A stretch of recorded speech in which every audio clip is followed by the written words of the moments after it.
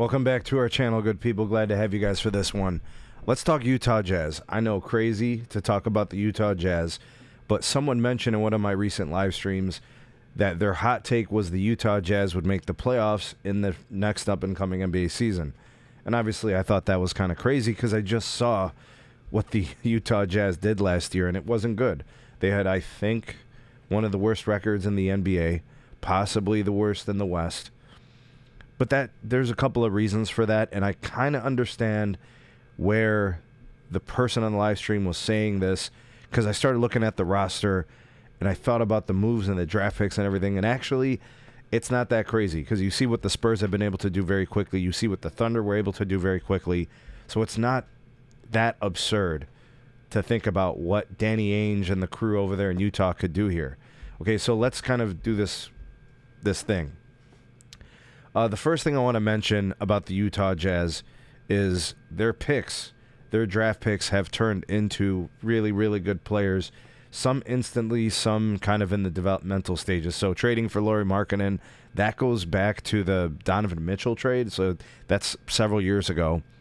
And you think about some of the guys that have been there now for a couple years, guys like Walker Kessler, Keontae George, their development as players continues to kind of be in that trajectory. They make a trade for Jaren Jackson Jr., right? And then they start drafting guys like Ace Bailey and, Darren Peterson, now the second overall pick. I don't know if you guys are noticing, but what Danny Ainge and I think it's his son, what they have been able to do is go from asset collecting to then executing, taking those assets and turning them into players, draft picks into players.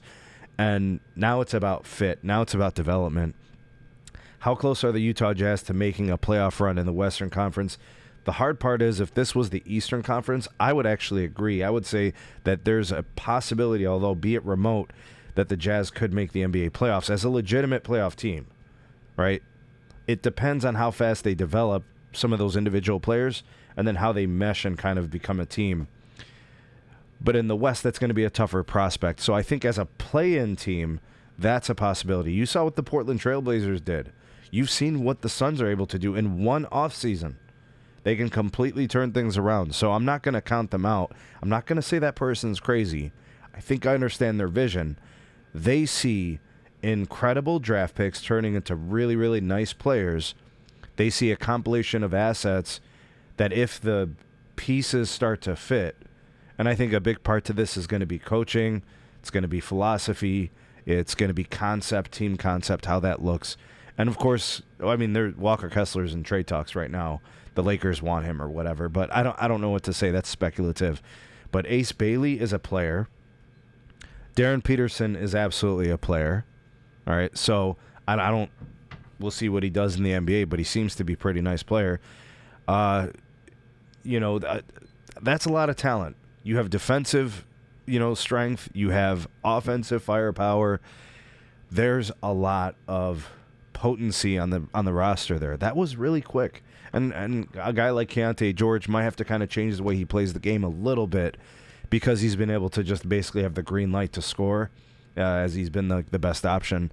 But sharing that with Ace Bailey and Darren Peterson, Jaren Jackson Jr. is more of a working modern NBA big in a way, right? He's basically like, I don't know. To me, he's a power forward or whatever. But, some people say that he's better suited as a small forward. I don't know. Maybe that position is more suited for a guy like Lauri Markkanen. I don't know. But those pieces are interchangeable, and they have duality. They have optionality. You can create a really dynamic team with these guys. And of course, what they do in the future, as they develop these players, they may have to move on from one or two and then get different type of players to come in. That's actually when you know that the Jazz have arrived, is when they realize they have a surplus, one or two extra players at specific roles that can't really find the time, the minutes in the game. That's when they'll move on from them and either get picks to get the guys they need or to trade for ready players for the roles that they need. That's when you know. So as of right now, I don't really see that as much. I think they're in the phase of development where they need to take a step make some progress in the direction they want to go. And then once you see them trying to fulfill specific roles and they're moving on from guys that they consider to be extra, that they can return value on, then the Jazz have arrived. I think they're at least 2 years from that, possibly 3, because the Western Conference is very unforgiving. I mean, when would you think that these guys would be ready to compete against the OKC Thunder, the San Antonio Spurs, the Denver Nuggets? You know, just think about that for a second. Let me know what you guys think. Like, share, subscribe. Check out some more videos. We'll see you guys on the next one.